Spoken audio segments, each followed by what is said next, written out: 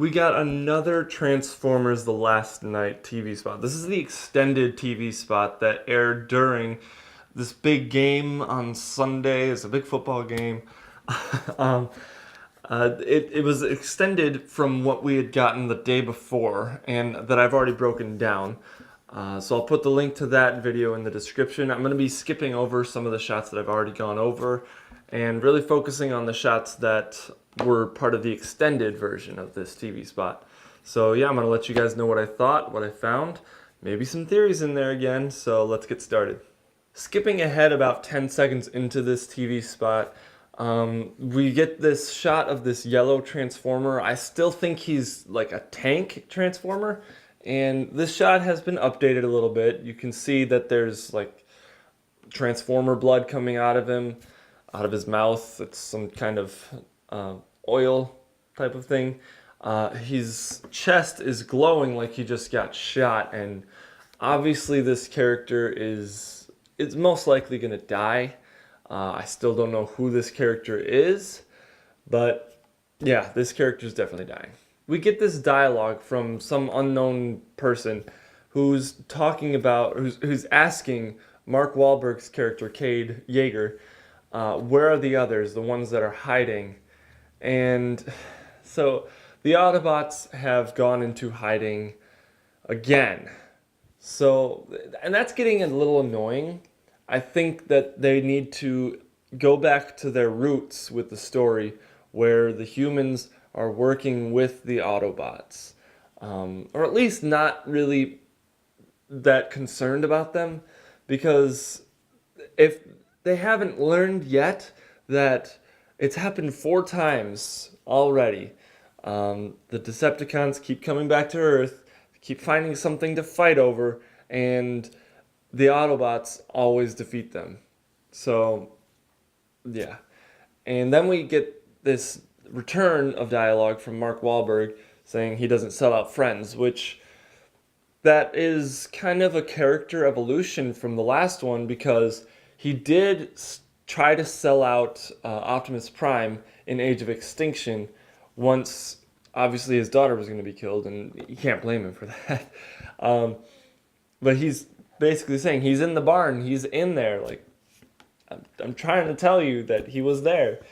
So it's nice to see that they're actually letting these characters grow a little bit, and Mark Wahlberg seems to be more of a hardened man, and I think that's going to be pretty interesting to watch. Now he has 2 Cybertronian guns. This one's a little bit bigger than the other one, but you know, it just goes to show you that he's not just been twiddling his thumbs and just living life. He's been out there doing something. I'm hoping that we'll see that he was actually like searching for things and not just he gets thrown back into this after trying to go back to his normal life.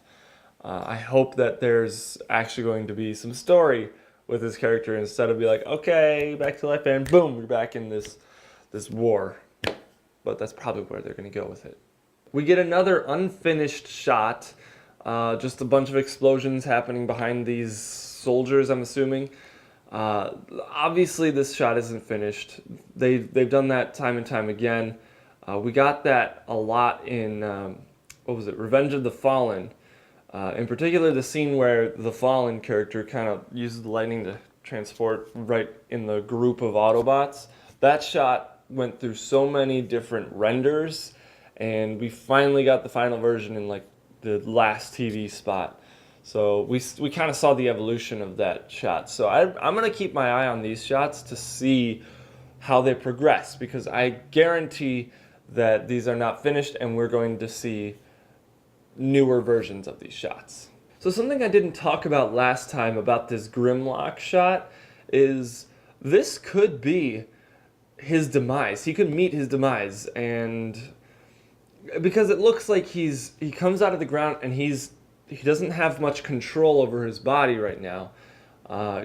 Granted, there's only like 4 or 5 cars and 1 helicopter that we see that are possibly attacking him, and he's huge, but it does kind of look like they shrunk him down just a tiny bit. But we'll have to see. I hope that he doesn't die, And I hope that he's not the only Dinobot character left, because that would just be a waste of those characters. And then we get probably one of my favorite shots of this extended TV spot, the shot of the Ark still on the moon. And the problem I have with this shot is this is probably going to be their only connection to the first trilogy, or at least the third movie, Dark of the Moon. And that's just going to be it. They're going to be like, okay, sweep of the moon, show the Ark getting destroyed, and that's it. All we have to do is hint at one of the previous movies. That is going to be a lazy connection, and I have a feeling that's going to be the only thing that we get to connect this movie to Dark of the Moon. So we get this shot of Isabella Moner's character, Isabella. As far as I know, her character is Isabella. She's putting on her face mask, and I'm assuming that this is going to be during the climax of the movie. And because they always focus on the humans in the climax of these movies, and it's really annoying. You know, you have these giant transformer robots fighting, and this little human comes along and he starts helping, and he turns the tide of the fight and ends up helping kill the big bad guy. I've never liked that, and I think it's a bad idea. But I also have a feeling that there's going to be two big battles in this movie. Whereas in the last one, you got really the big fight scene between Optimus and Lockdown. I think we're going to have two big fight scenes. We're going to have the fight scene between Bumblebee and Optimus, and then either Bumblebee or Optimus versus the big bad guy, who I still hope is Megatron, but they probably won't go with that. We'll have to see. So we get this reverse shot. It's just a different angle of this massive submerged object coming out of the ocean.